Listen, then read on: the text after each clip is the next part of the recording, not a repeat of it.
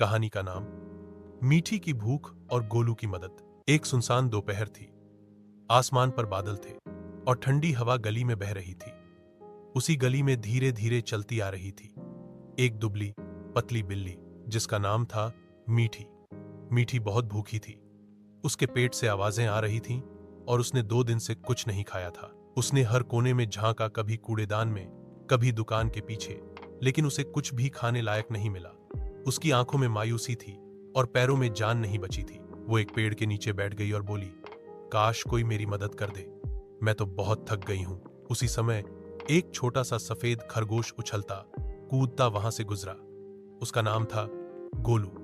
गोलू ने जैसे ही मीठी को देखा वो रुक गया।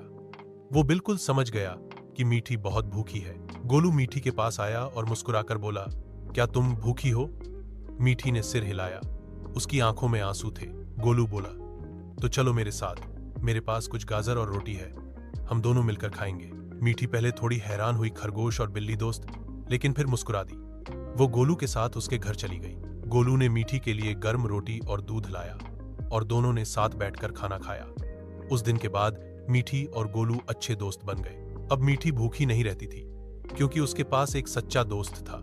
सीख, सच्चा दोस्त वही होता है जो जरूरत के वक्त तुम्हारे साथ खड़ा हो, चाहे वो कोई भी हो। अगर आप चाहें तो मैं इस पर चित्र भी बना सकता हूं या इसे बच्चों की किताब की तरह डिजाइन कर सकता हूं।